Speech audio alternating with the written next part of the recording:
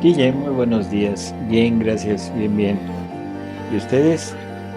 Pues también, como siempre, te digo contentos porque pues estamos iniciando este diálogo divino número 10, por cierto, y, y en este diálogo queremos empezar un itinerario espiritual del alma que vive en la divina voluntad, es decir, ir recorriendo, pero en orden.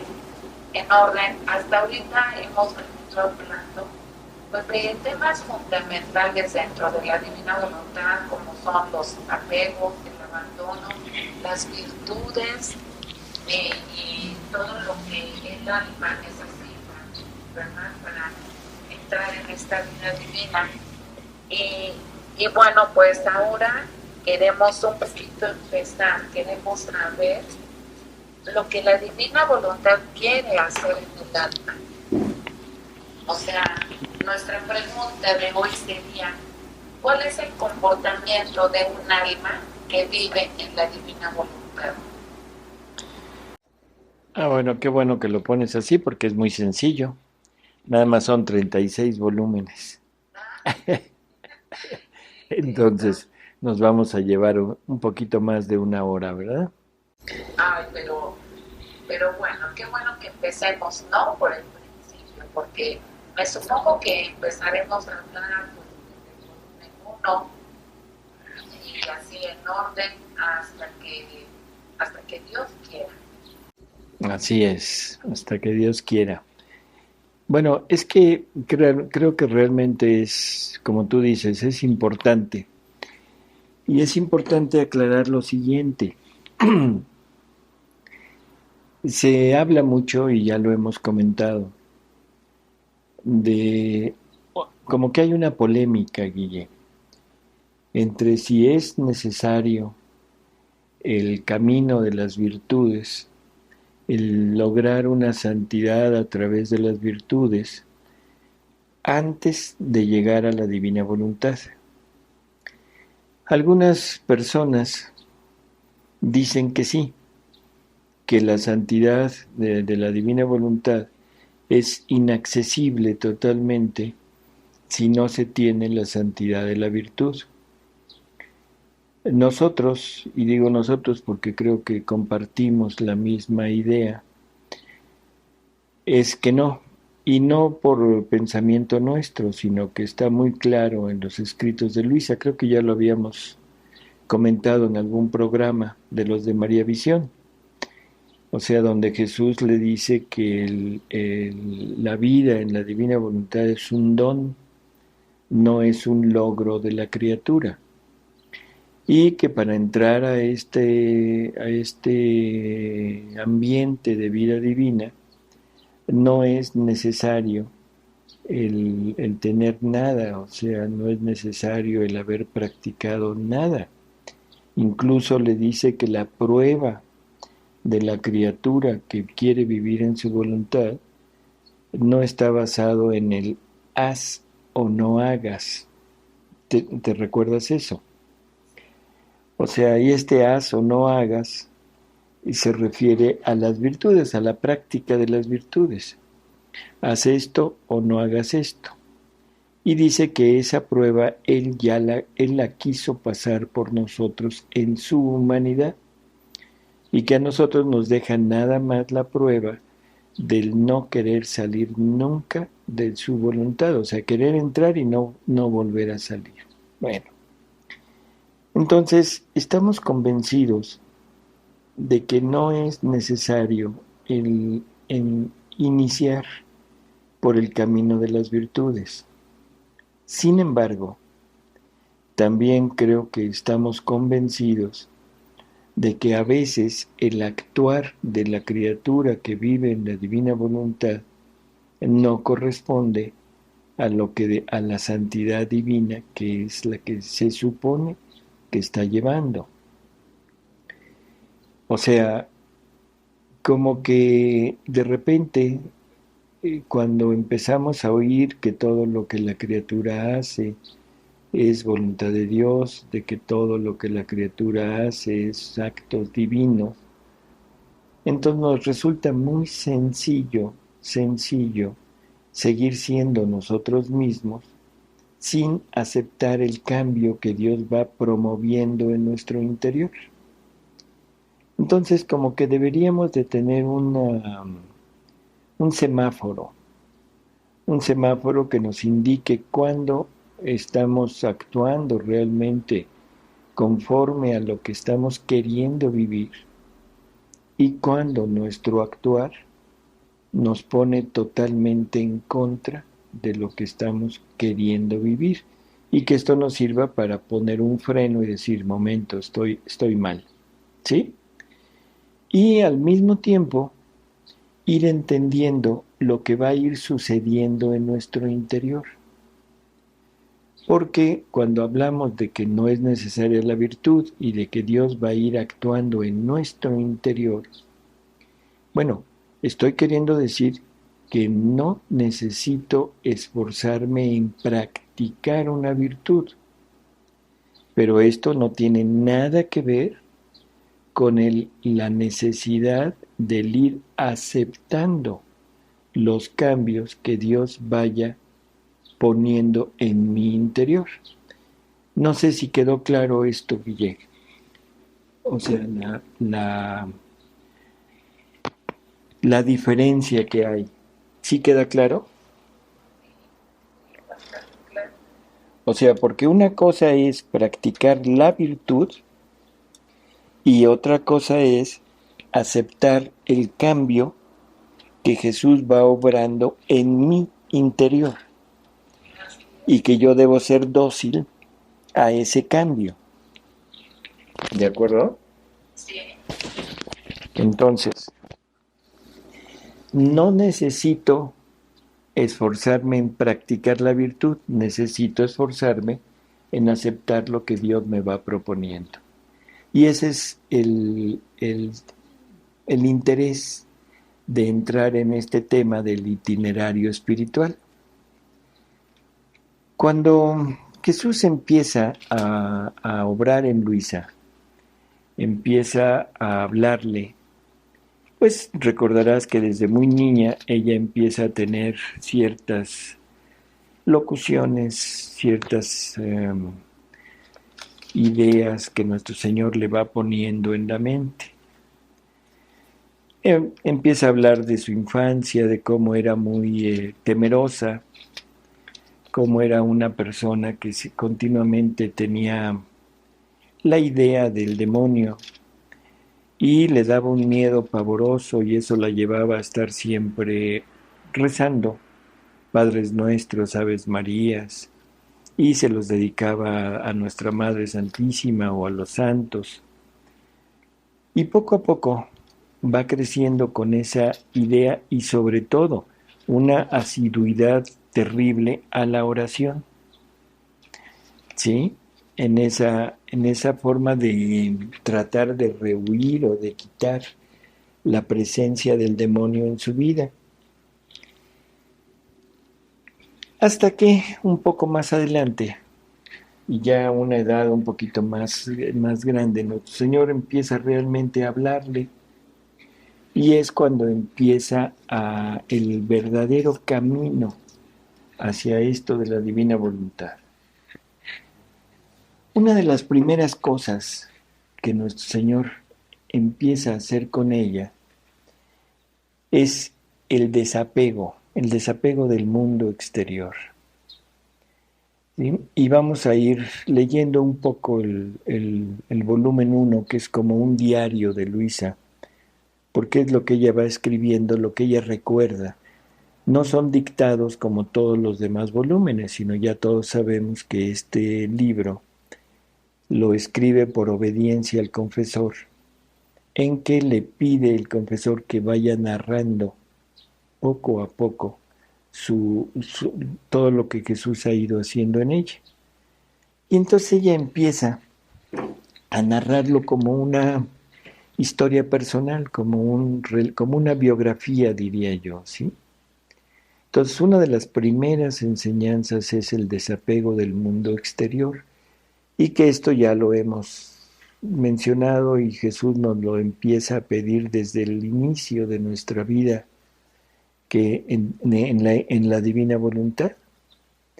Entonces dice Luisa, dice, el divino maestro da principio a su obra y pone su mano para desapegar mi corazón de todas las criaturas. Y con voz interior me decía, yo soy el único que merece ser amado.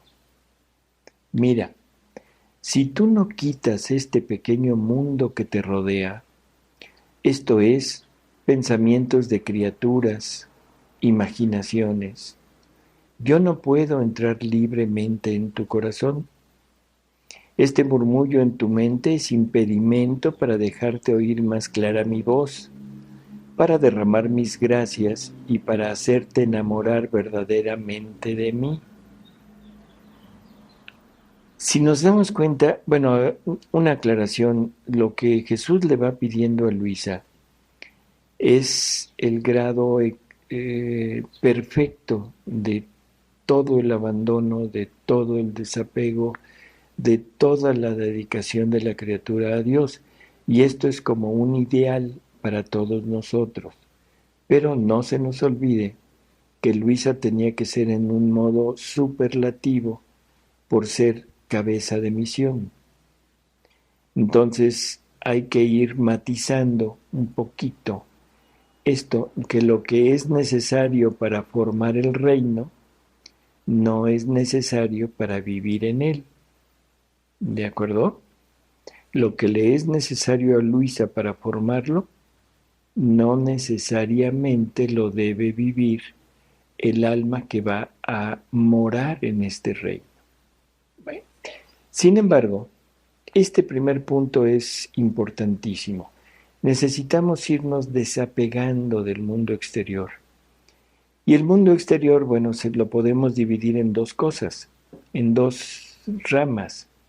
La parte material, que son todos los bienes que podemos ir adquiriendo en nuestra vida, y la parte afectiva, o sea, la parte moral, que son todos los sentimientos hacia las demás personas, llámese familia o simplemente prójimo, ¿sí? Y aquí hay algo que es importantísimo. Si nosotros no quitamos el mundo, no nos alejamos de este bullicio mental, definitivamente no vamos a poder entrar en una perfecta armonía con Dios. ¿Por qué? Porque nos va a hacer ruido, nos va a distraer. Y Dios merece que estemos continuamente pensando en Él, fijos en Él. ¿De acuerdo? Y dice, si no quitas este pequeño mundo que te rodea, o sea, pensamientos de criaturas, ¿qué es eso? Todo lo que pensamos es continuamente, es en lo que pensamos todo el día. En el amigo, en el padre, en la madre, en el novio, en la novia, en el esposo, en la esposa o en los hijos. En los precios del mercado, en las noticias de la tele. Así es. Todo ese ruido. Todo ese ruido, pero sobre todo en lo de... En cuanto a las criaturas, Guille, sí. Te digo, es toda esta parte y luego viene la parte de los amigos, la parte de los compañeros de trabajo, los compañeros de escuela, los maestros, los enemigos de los que nos tenemos que cuidar, en fin. O sea, es un continuo pensar en la criatura, en lo que tengo que pagar, lo que tengo que conseguir, y ya luego viene toda esta parte que tú mencionas, o sea, todo lo que tengo que hacer, lo que tengo que comprar, todo es un murmullo continuo en nuestra mente, y que no nos permite estar pensando en dos cosas al mismo tiempo, y deberíamos de estar pensando en lo más importante, que es Dios. ¿De acuerdo? Sí. Entonces, todo eso no es fácil poder fijar nuestra atención en Dios si tenemos todo este mundo. Y una palabra muy curiosa que usa Jesús aquí, dice pensamientos de criaturas, imaginaciones, que son todos nuestros, ¿qué podríamos poner? Nuestros anhelos, nuestros deseos, y que siempre estamos imaginando cosas que están sucediendo. ¿De acuerdo? Sí, O es sea, cierto. siempre estoy diciendo, ay, si yo pudiera hacer esto, si yo pudiera hacer lo otro, si yo trabajo aquí, si yo consigo esto, podría hacer esto otro. O sea, es un... Sí, perdón. No te iba a decir, o armando historias que no existen. O armando historias que no existen, exactamente. Historias positivas o incluso historias negativas. Los celos, ¿sí? Sí, ciertísimo. Los celos, El comportamiento de los demás. así es. El yo creo que esta persona está tratando de hacer este o hacerme esto. En fin, continuamente, ¿sí? Entonces, esto es un impedimento para dejar oír más clara la voz de Dios y para derramar sus gracias en nosotros y para hacernos enamorar verdaderamente de Él. Y es lógico, o sea, yo no puedo enamorarme perdidamente de Él mientras tenga en la mente muchas cosas que me distraen de Él, porque siempre voy a estar en competencia. Y por eso Jesús le dice, prométeme ser toda mía y yo mismo pondré manos a la obra. Yo haré todo, dame tu voluntad y eso me basta. Bueno, aquí empieza una de las grandes, grandes promesas y que nos viene a corroborar un poquito lo que decíamos ahorita al principio. O sea, no necesitamos hacer nada. Él hará todo.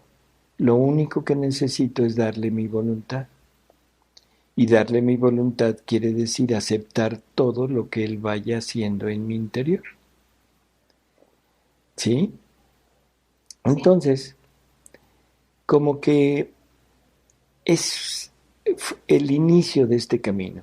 Luisa, al igual que nosotros, luego pone reparos y se siente ella temerosa. Nosotros quizá no lo refiramos al temor, pero lo referimos un poquito a la incertidumbre, al decir, bueno, ¿y qué va a pasar con todo lo que yo necesito hacer? ¿Qué va a pasar si yo me ocupo nada más de Dios? Bueno, pues ya no lo dijo, Él lo hará todo, pero esto lo debemos creer, debemos tener la fe suficiente para estar seguros de que de aquí en adelante será Jesús quien maneje mi vida y que a mí no me corresponde hacer otra cosa que aceptar lo que Jesús vaya haciendo dentro de mí. Entonces Luisa empieza a narrar un poquito los ejemplos de lo que ella hacía y de lo que Jesús le pedía, ¿no? Entonces hay algo que es importante recalcar, dice, todo el día lo sentía sobre de mí, me reprendía de todo, como por ejemplo, si me entretenía demasiado platicando con la familia de cosas indiferentes, no necesarias, la voz interna me decía, estas pláticas te llenan la mente de cosas que no me pertenecen a mí, te circundan el corazón de polvo, de modo que te hace sentir débil mi gracia, no más viva. ¿Cuántas veces, Guille, nos entretenemos platicando? Híjole, yo sí, podría decir que es continuo. sí, Platicando con nosotros mismos o platicando con las personas. ¿De acuerdo? sí, Y eso, bueno, eso me aparta de Dios. Claro, no hay que llegar al punto de ser grosero con los demás. No se trata de volvernos anacoretas, pero creo que aquí Jesús lo aclara perfecto, de cosas no necesarias. ¿De acuerdo? Sí. Entonces, de cosas que no le pertenecen a él. Entonces hay que ser cortés, hay que ser amable, hay que aceptar lo que se te va presentando, pero no prolongarlo más allá de lo estrictamente necesario. ¿Sí? O escuchar, por decirlo así, si se presenta una conversación, escuchar, pero lo más pronto posible derivarlo a Dios, a las cosas de Dios, ¿no? Así, así, poco a poco ir teniendo en nuestra mente esa idea. Le dice Jesús a ella, a Luisa, que él en su casa y en su familia, todo lo que se platicaba era referente a Dios, ¿sí? Y que de todo iba en ese sentido. Entonces le pregunta a Luisa, bueno, ¿y tú por qué no podrías hacer otro tanto? ¿Por qué no todo lo que hagas, todo lo que hables, que vaya siempre enfocado hacia Dios? Y esto yo entiendo que puede parecer un poquito difícil, sobre todo porque en el mundo actual no se presenta o no se pone como fácil el hablar de Dios. Pero podemos hablar de la rectitud, podemos hablar de la justicia, ¿sí? O sea, todo enfocarlo a Dios, aunque sea en sus cualidades, en sus atributos, sin mencionarlo, si es que pudiera ocasionar cierto problema, la palabra Dios. Pero si todo lo enfoco a la rectitud, todo lo enfoco a la virtud, todo lo enfoco a lo que al principio, entonces estaré refiriéndolo todo hacia Dios. Bueno, después dice Luisa, si durante el día mi mente se ocupaba en pensar en personas a las cuales yo quería, enseguida me reprendía diciéndome, ¿esto es lo bien que me quieres? ¿Quién te ha amado como yo? Mira, si tú no terminas con esto, yo te dejo. Parecen palabras muy duras, ¿no?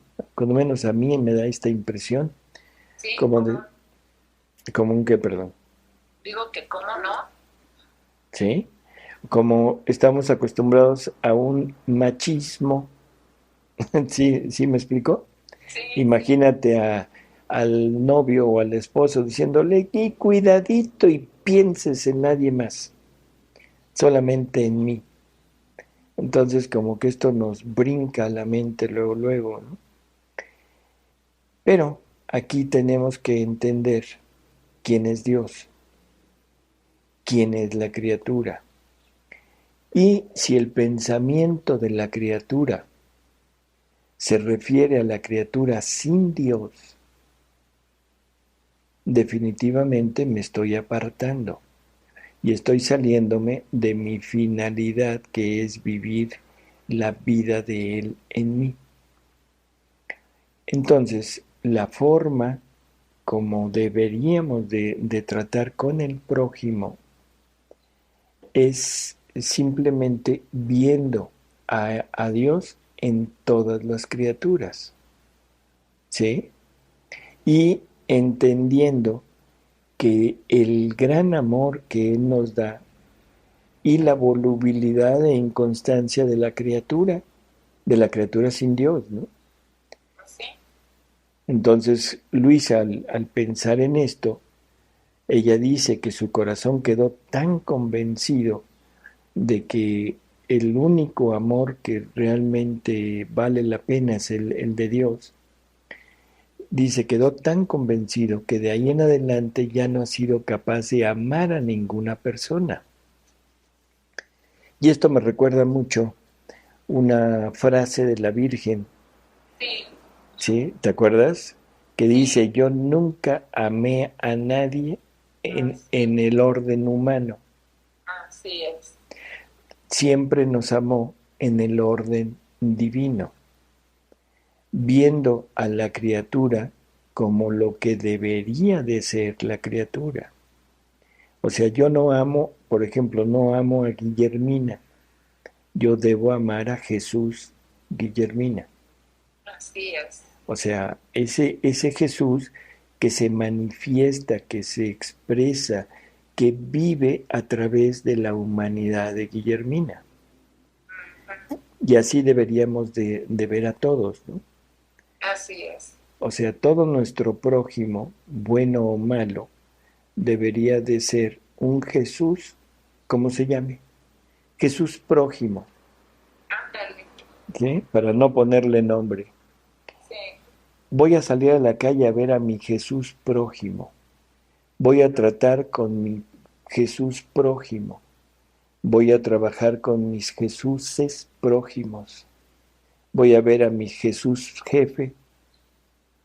En fin, sí, ¿sí? sí, eso sería muy bueno tenerlo en mente siempre. Ujú. Voy a platicar con mi Jesús, entre comillas, enemigo. Ándale. Pues sí, porque le dice Luisa, bueno, dice Luisa, dice, me dio una luz tan clara sobre el gran amor que me daba y la volubilidad e inconstancia de las criaturas que mi corazón quedó convencido que de ahí en adelante ya no ha sido capaz de amar a ninguna persona. Me enseñó el modo de cómo amar a las personas sin separarme de él. Esto es, mirando a las criaturas como imagen de Dios, que ese es lo que estamos hablando, ver en todos a Dios. O sea, descubrir a ese Dios, a ese Jesús en cada uno de los demás. Y así, si recibimos, dice Luisa, de modo que si recibía el bien de las criaturas, debía pensar que solo Dios era el primer autor de aquel bien y que se había servido de la criatura para dármelo. Entonces mi corazón se unía más a Dios. Si recibía mortificaciones, debía mirarlas también como instrumentos en las manos de Dios para mi santificación. Por esto mi corazón no quedaba resentido con mi prójimo. ¿Mm? Creo que de esta manera se terminarían todas las imaginaciones de criaturas Así es. y se terminarían todas las ataduras con las criaturas. Porque en la actualidad, si alguien te hace un bien, como que nos vemos comprometidos con esa persona. Y la gratitud, entre comillas, gratitud humana, nos lleva a quedar muy adheridos a la voluntad de aquella persona. Y si nos hacen un mal, también nos quedamos adheridos a aquella persona, pero adheridos en el resentimiento, Sí, a, es en a, el rencor. en el rencor, en el deseo de venganza, Así ¿sí? es. En el deseo de agresión. Entonces, como que siempre estamos atados a las criaturas. Cosa que si yo logro cambiar mi punto de vista y ver a Dios en la criatura, definitivamente voy a cambiar mi modo de obrar, porque ya no quedaré atado a la criatura, sino que quedaré atado a Dios. A Dios le daré las gracias por el bien que la criatura me hace. Y entonces mi prójimo desaparece de mí. Ya no quedo atado al prójimo, ya no quedo en deuda con él. Si me hacen un daño, ya no quedo atado en el rencor, en el dolor, en la venganza, en nada, sino quedo con la firme convicción de que Dios es mi Padre y un Padre que me quiere siempre dar lo mejor y que de alguna manera lo mejor para mí en ese momento es aquella aflicción, aquella ofensa, aquel dolor, aquella privación, ¿de acuerdo? Y entonces con esto siempre, siempre, siempre estoy en comunicación con Dios y nunca en comunicación con la criatura, aunque aparentemente estoy tratando siempre con mi prójimo,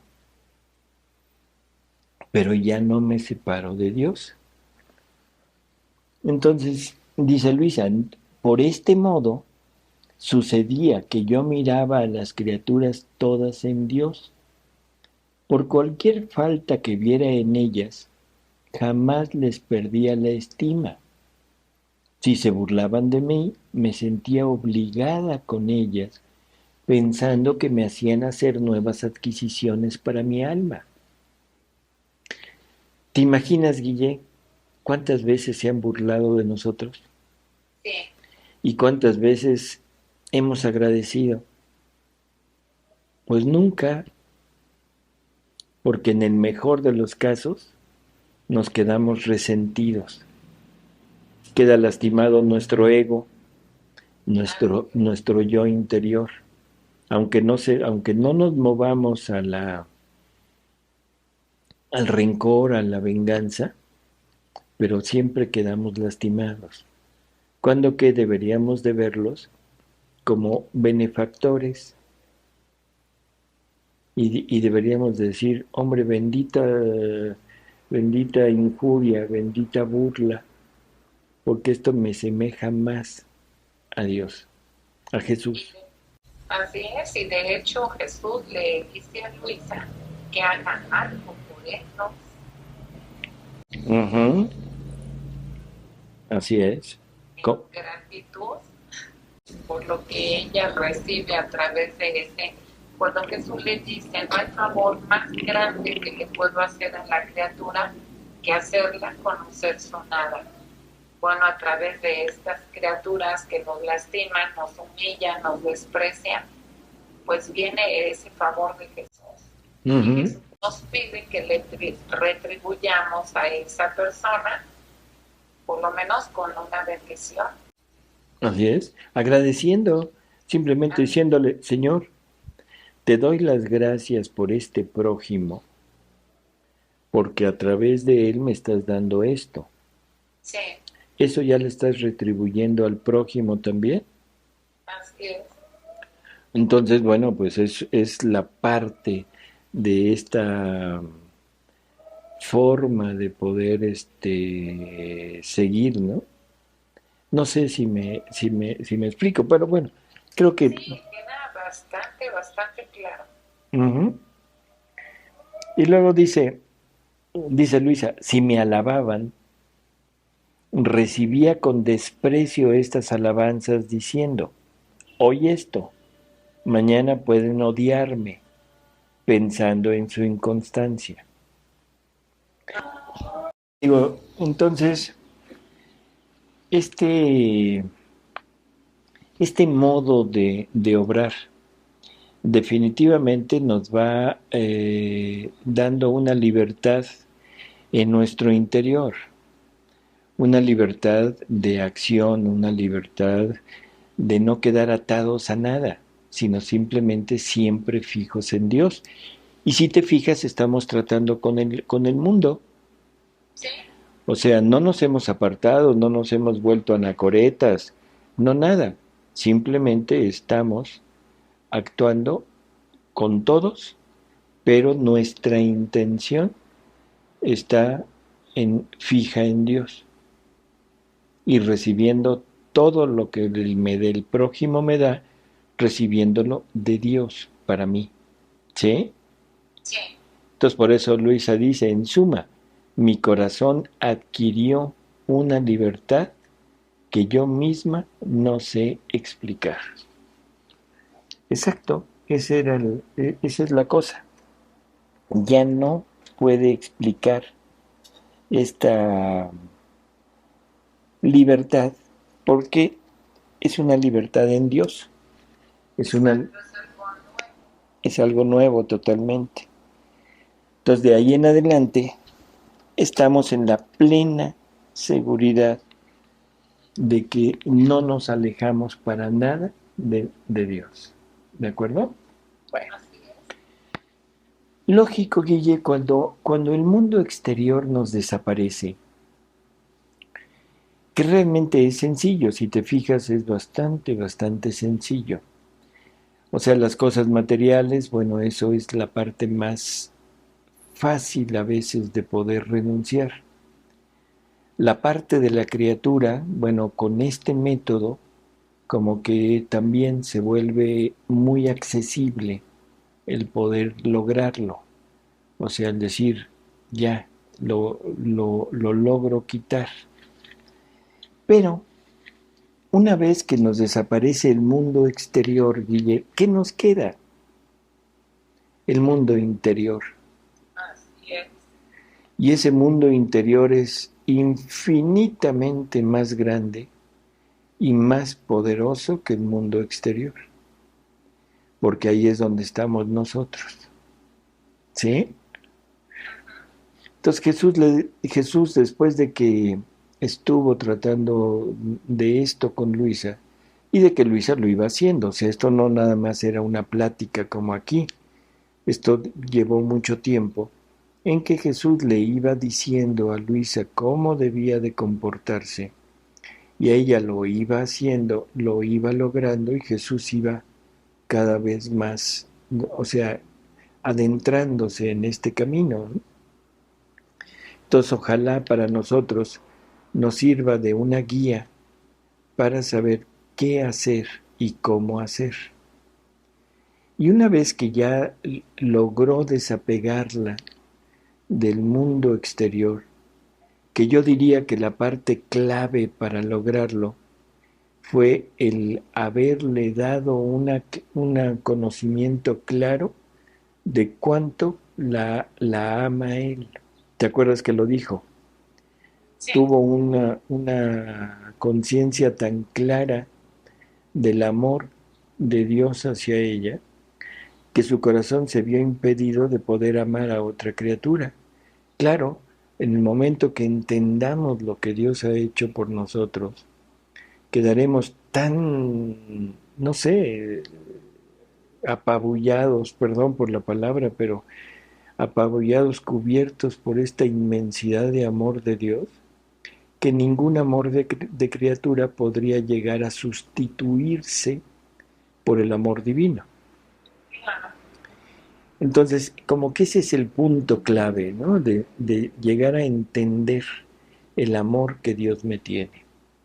Bueno, ya teniendo esta claridad, entonces Jesús le dice a Luisa, dice, ahora hemos quedado solos, no hay ya quien nos disturbe.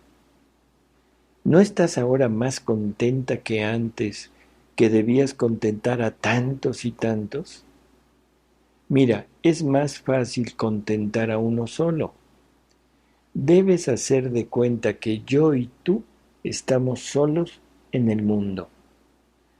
Prométeme ser fiel y yo verteré en ti tales y tantas gracias que tú misma quedarás maravillada. Nos parece, Guille, a veces que si nuestra vida, todo nuestro mundo gira alrededor de una persona, como que nos disminuimos y como que estamos desperdiciando nuestro tiempo, nuestra vida, al quedar atados a una sola persona. Y sin embargo, se hace. ¿Cuántas personas no conocemos que quedan atados totalmente a alguien, a su novia, a su esposa, a su esposo, a su novio, a su amigo, en fin? Y para ellos no existe nada más que ellos, ¿sí? Y esto lo hemos visto o incluso lo hemos vivido. Y llega un momento, claro, en que eso desaparece, como que empieza a perderse el encanto y empezamos a abrirnos nuevamente al prójimo, al exterior, en Dios. Si a Dios lo centráramos como criatura, perdón por la palabra, no es criatura, sino como un ser aparte de nosotros, probablemente nos pasaría lo mismo. Pero si entendemos que Dios es en todos y que Dios es todos, empezaremos a entender la pluralidad y la diversidad de Dios y la magnitud inmensa que esto trae como consecuencia. Entonces es algo curiosísimo. Por un lado me aíslo en Dios, pero por otro lado tengo la necesidad de salir a buscar más prójimos, a relacionarme con más prójimos, porque en ese momento estoy completando más la imagen, el conocimiento de Dios para mí. Sí es claro, ¿no? Sí, Si yo tengo el conocimiento nada más de un prójimo, estoy conociendo lo que Dios expresa en ese prójimo. Pero si conozco otro, ahora ya tengo el conocimiento de la expresión de Dios en dos prójimos. Y si conozco 1000 prójimos, estoy adquiriendo la diversidad de 1000 manifestaciones de Dios en esos prójimos. ¿De acuerdo? ay, sí, y muy interesante. Entonces es un cerrarnos abriéndonos Exacto. o un abrirnos cerrándonos. O sea, a la hora que yo empiezo a ver la manifestación de Dios en cada una de las personas que van en el metro, de repente me enriquezco, ¿sí? Pero si yo quiero ver la manifestación de cada persona sin Dios, entonces empobrezco en cuanto al conocimiento de Dios. Entonces debemos hacer de cuenta que yo y tú estamos solos en el mundo. Y luego viene algo que para mí es maravilloso, Guille, no sé cómo lo veas tú. Dice, prométeme ser fiel, y yo verteré en ti tales y tantas gracias que tú misma quedarás maravillada. ¿De acuerdo? Ay, sí. O sea, uno mismo se maravillará de lo que Dios irá haciendo en nosotros. Bueno, pues eso es lo que exactamente la parte fundamental de esto. O sea, no tenemos una idea clara de lo que Dios quiere hacer con nosotros. No tenemos una noción de lo que significan gracias de Dios. Pero vamos a irlo viendo poco a poco. Y sobre todo cuando muramos, cuando veamos la obra completa que Dios hizo en nosotros, yo creo que nos vamos a morir varias veces, ¿no? De la impresión. A la hora que veamos decir, ese soy yo, Señor, no puede ser, y voy a caer otra vez muerto. Y va a decir, ya, no te hagas. O aquellas como las películas mexicanas, ¿no? Aquel de que te va a dar el desmayo, y andas buscando un sillón y de repente dices, ontoy. O sea, Así es. como diciendo, Madre Santa, pero ¿qué es esto? Pues así es. Nosotros quedaremos maravillados de esto. Luego aquí Luisa, bueno, Jesús le dice a Luisa algo, que es una de las cosas que decíamos al principio, son para Luisa.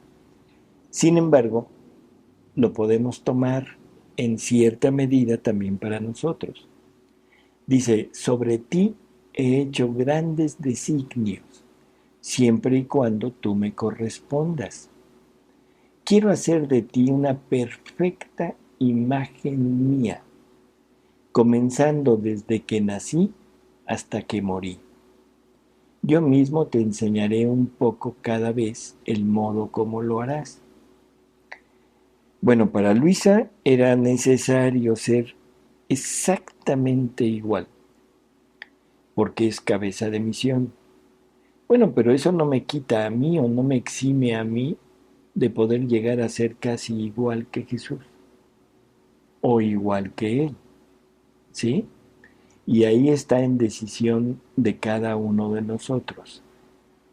Cada quien decide qué tan Jesús quiere ser, qué tan parecido a Él quiere ser, aunque nunca logremos llegar a ser cabeza de misión, porque esa es para Luisa. Pero en cuanto a imagen de Jesús, sí puedo llegar a ser igual que Luisa. Sí queda claro. Sí, Lo bastante único, claro. lo único es la misión. Entonces quiero hacer de ti una perfecta imagen mía, comenzando desde que nací hasta que morí. ¿Sí? Yo mismo te enseñaré un poco cada vez el modo como lo harás. O sea, no necesitamos preocuparnos por cómo lo vamos a hacer, sino vamos a dejar que Él lo haga, que es lo que decíamos al principio. No se trata de hacer, se trata de aceptar lo que Él haga.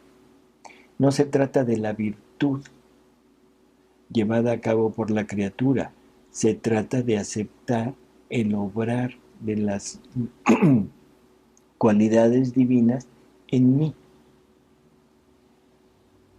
Dice, la primera cosa que me decía para lograr esto, que era necesaria para purificar el interior de mi corazón, o sea, para desapegarlo, como le había dicho al principio, era el aniquilamiento de mí misma.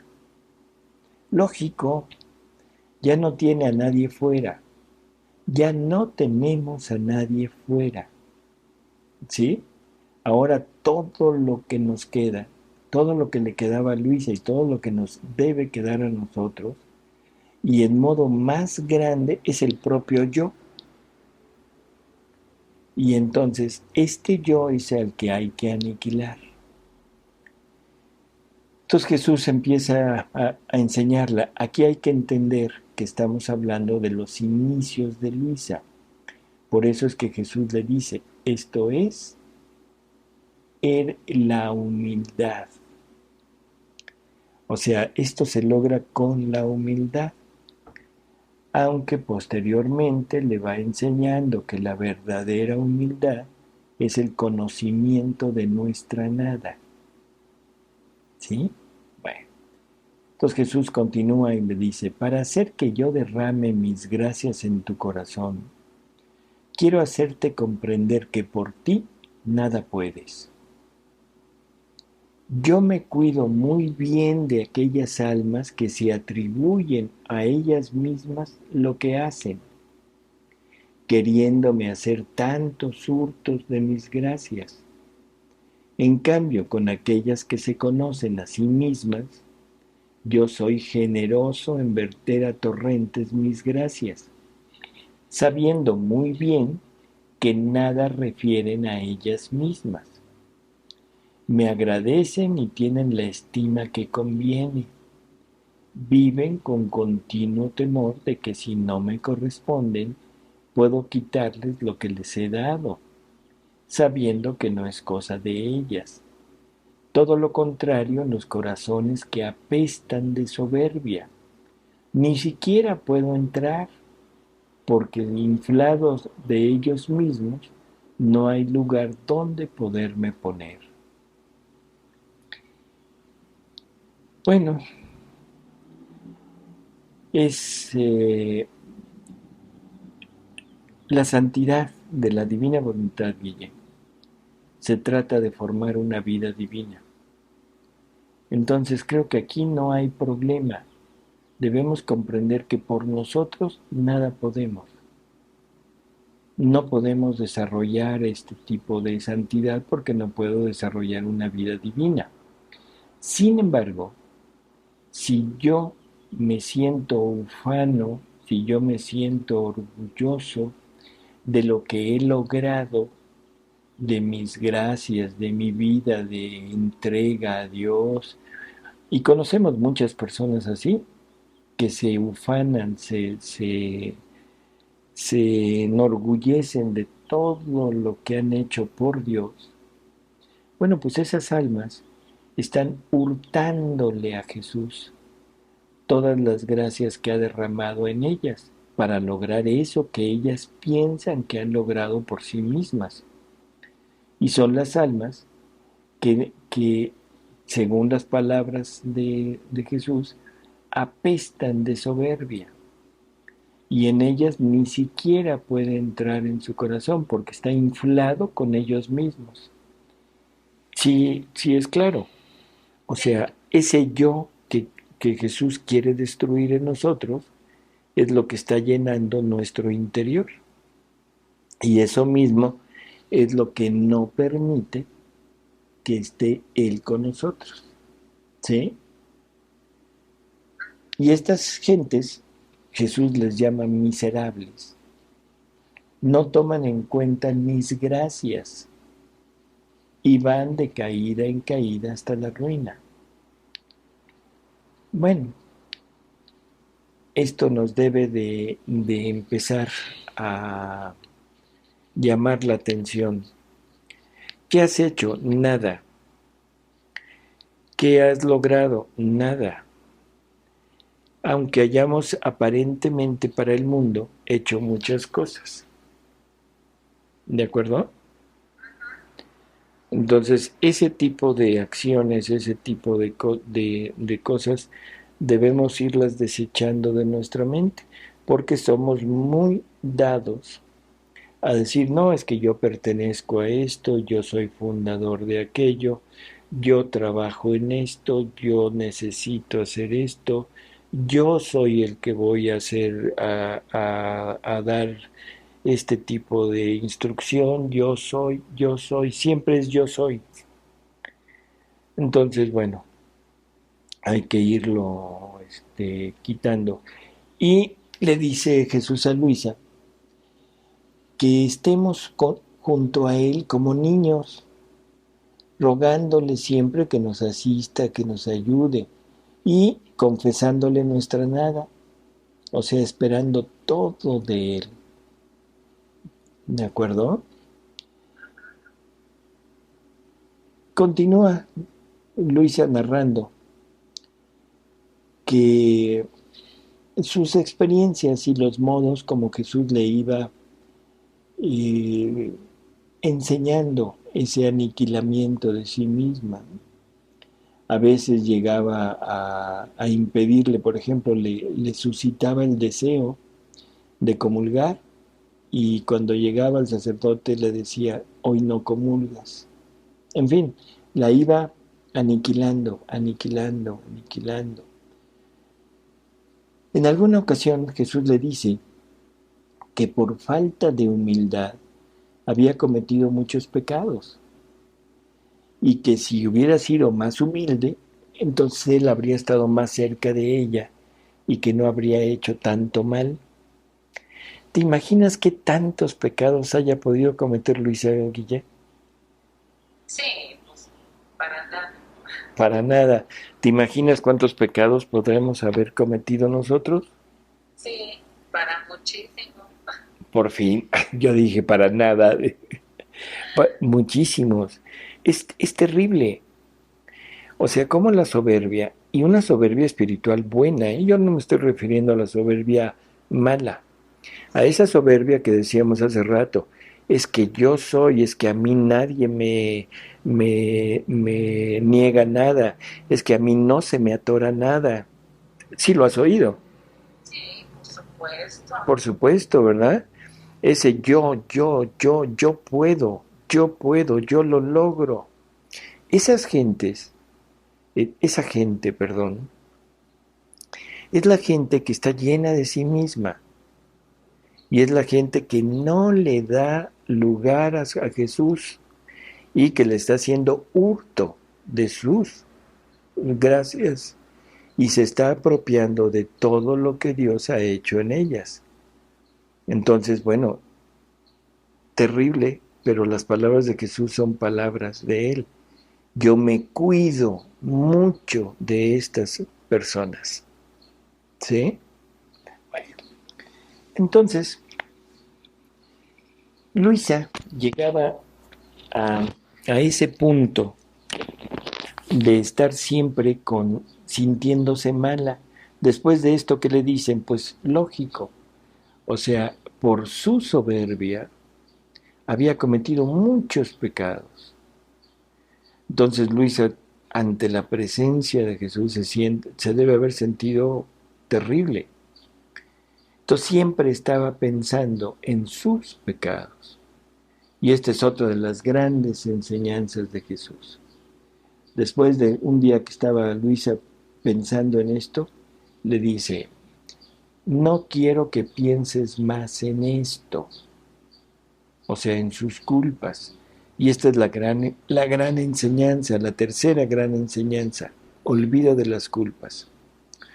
Porque cuando un alma se ha humillado, convencida de haber hecho mal, y ha lavado su alma en el sacramento de la confesión, y está dispuesta a morir antes que ofenderme, el pensar en ello es una afrenta a mi misericordia. Es un impedimento para estrecharla a mi amor, porque siempre busca con su mente envolverse en el fango pasado y me impide hacerle tomar el vuelo hacia el cielo, porque siempre con aquellas ideas se encierra en sí misma, si es que busca pensar en ellas. Y además, mira, yo no recuerdo ya nada, lo he olvidado perfectamente. ¿Ves tú alguna sombra de rencor de parte mía?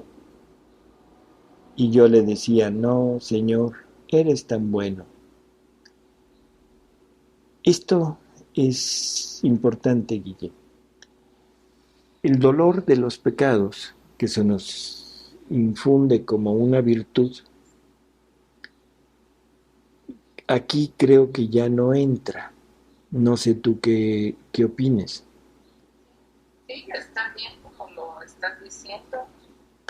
O sea, porque el dolor del pecado me debe llevar a arrepentirme y a confesarme. Pero una vez confesado, es como si no hubiera existido. Porque Dios no, afortunadamente, no es humano. Nunca ha dicho, yo perdono, pero no olvido. Así es. ¿Sí? Incluso en el Antiguo Testamento hay un lugar donde dice Dios, yo echo al fondo del mar los pecados arrepentidos para nunca más recordar. Uh-huh. Entonces, bueno, pues así es como debemos entenderlo. El pecado queda destruido en el momento que somos perdonados. En ese momento, o sea, el sacramento de la penitencia es el bálsamo que me quita toda posible culpa.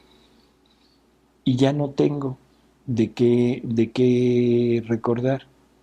Así que ese continuo pensar en las culpas anteriores me ocasiona dos cosas. Primero, una terrible ofensa a Dios. ¿Por qué ofensa? Porque estoy dudando de su misericordia. Y aparte están reviviendo, ¿no? Por eso. El dicho nuestro lo dice, recordar es volver a vivir. Sí, por eso es lo que te digo, son dos cosas. Primero es la ofensa a Dios, porque no creo en su misericordia, no creo en su amor, no creo en lo que Él me dice. Y segundo, yo solito me estoy ensuciando nuevamente con la culpa. Porque aunque sea, fíjate bien, ojalá esto se entienda, aunque sea para dolerme de mi pecado, eso no me quita la sensación de gusto por el pecado. Ah, ¿qué tal? No sé si estés de acuerdo, Sí, pero cuando yo recuerdo un pecado, el pecado siempre lo hice porque me gustó. ajá, Me vuelvo a envolver en el ambiente del gusto, aunque lo trato de cubrir con el velo del dolor de mi pecado. Pero no me puedo quitar de encima el sabor de mi pecado. muy Entonces claro. me estoy ensuciando nuevamente con eso. Yo digo que me debería de confesar de estar recordando. Sí, sí, sí, está muy claro. ¿Sí? Porque Entonces, estás viviendo a Jesús la ofensa que en un momento hiciste y confesaste, pero uh-huh, de nuevo la estás reviviendo. la estoy reviviendo en mí y la estoy llevando al grado de dolerme de él. ¿Por qué? Porque me gustó, pero ya reviví el gusto. Sí, Claro, no sé qué diría un sacerdote si llego y me confieso y le digo, Padre, me acuso de haber tenido dolor de mis pecados. Me va a decir, oye, estás loco, ¿no? Pero sí, visto así, en fin, y la ofensa, como decíamos, por el dudar de Dios. Entonces, no hay que estar recuerde y recuerde. Nuestro pecado quedó destruido, como si no hubiera vivido, ¿sí? Como si no hubiera sido. sí, Y Jesús le dice, en vez de estar pensando en esto, mejor pensemos en amarnos y en sí, contentarnos mutuamente, ¿sí? sí, Y entonces Luisa dice, de ahí en adelante no pensé más en esto. Hacía cuanto más podía por contentarlo y le pedía que él mismo me enseñase el modo como debía ser para reparar el tiempo pasado. Y él me decía, aquí es otro punto más que hay que ir señalando. Imitación de la vida de Jesús. ¿Sí? Entonces, y él me decía, estoy pronto a hacer lo que tú quieres. Mira, la primera cosa que te dije que quería de ti era la imitación de mi vida. Así que veamos qué cosa te falta. A ver, Guille, ¿qué cosa te falta para la imitación de la vida de Jesús? pues conocer, comprender quién es Jesús, ¿no? Ujú. Yo diría, te falta todo. Ah, bueno, O sea, bueno, eso sí, perdón. nos falta todo. ¿Qué me falta para ser Jesús? Uy, pues todo. Sí, Y es lo mismo que Luisa responde, ¿no? Dice, Señor, me falta todo, no tengo nada. Y entonces la respuesta otra vez de Jesús, no temas, poco a poco haremos todo.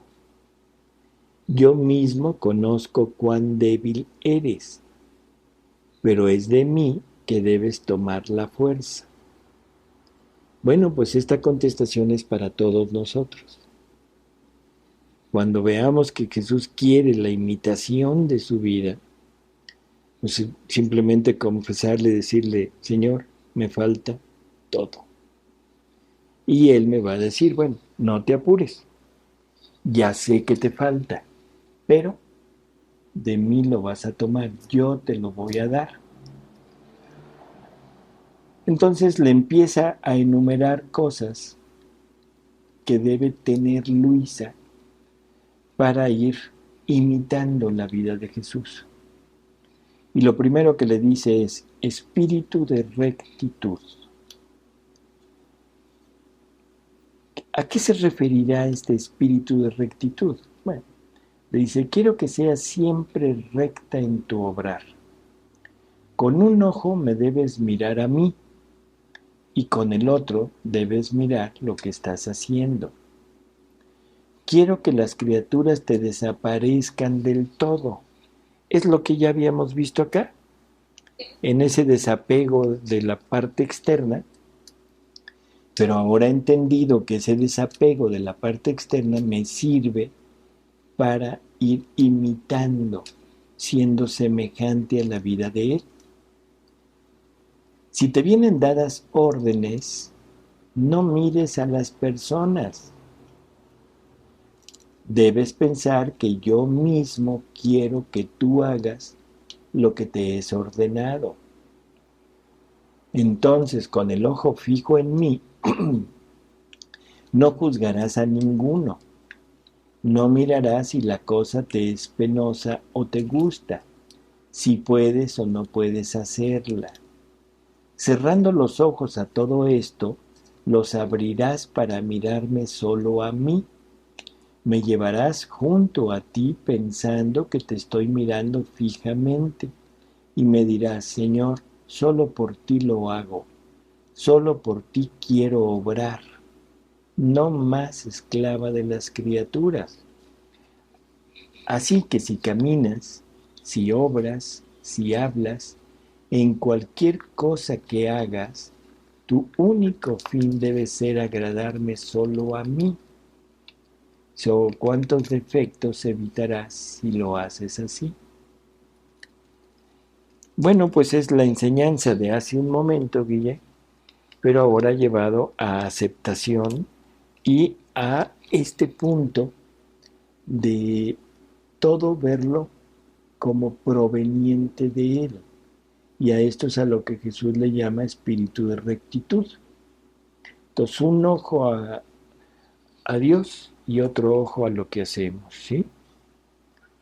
Y le repite también, quiero que si las personas te mortifican, te injurian, te contradicen, la mirada también fija en mí, pensando que con mi misma boca te digo, hija, soy propiamente yo que quiero que sufras esto, no las criaturas. Aleja la mirada de ellas, sino solo yo y tú siempre. Todas las demás, destrúyelas. ¿Sí? Mira, quiero hacerte bella por medio de estos sufrimientos. Te quiero enriquecer con méritos. Quiero trabajar tu alma, volverte similar a mí. Cuando hablamos de sufrimientos, Guille, generalmente decimos no. Cuando hablamos de belleza, generalmente decimos lo que cueste.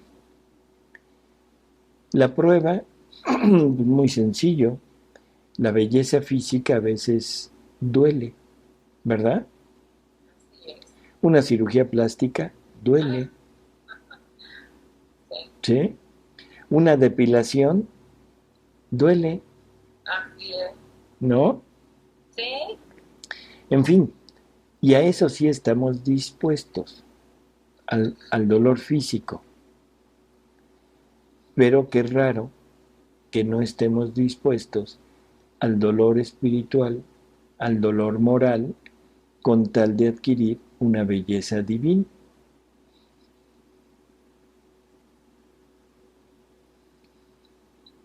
¿De acuerdo? Así es, bastante claro. Entonces, bueno, tengamos en mente este punto, que es, estamos hablando de qué debemos hacer para semejar, para llegar a la imitación de la vida de Jesús. Y en primer lugar estuvo el espíritu de rectitud. Y pues yo creo que hasta aquí terminamos porque se nos terminó el tiempo. Y la próxima vez, bueno, seguiremos con el espíritu de mortificación, que es otro de los puntos. ¿De acuerdo? Y todo ello en el volumen 1. Sí, todo esto es en el volumen 1, es en las primeras hojas del volumen 1. Y repito, ojalá que esto quede muy, muy, muy claro. No se trata de intentar hacerlo por nosotros. Se trata de aceptarlo como hecho por Jesús en nosotros. Y nuestra única preocupación, nuestra única intención debe ser vivir en la divina voluntad. ¿De acuerdo? Así es, lo que la divina voluntad quiere hacer en el alma. En el alma. Punto. Y lo que va haciendo, y que son cambios que van sucediendo en nosotros poco a poco, pero que debemos estar conscientes de que están sucediendo y de que los debemos aceptar. Así es. Ay, Salvador, pues muchísimas gracias, como siempre, pues lo repetimos mucho, pero así es de mucho provecho todo lo que vamos dialogando y compartiendo con quienes nos escuchan. Y bueno, pues seguimos en lo mismo, seguimos en una pausa en lo que continuamos nuestros diálogos divinos. Muchísimas gracias, Salvador, y a todos los que nos escuchan. Pues Dios nos bendice a todos y bueno, hasta la próxima. Pues hasta luego, Guille, hasta luego a todos y ojalá que esto lo empecemos a tomar en cuenta. Sí. Hasta luego.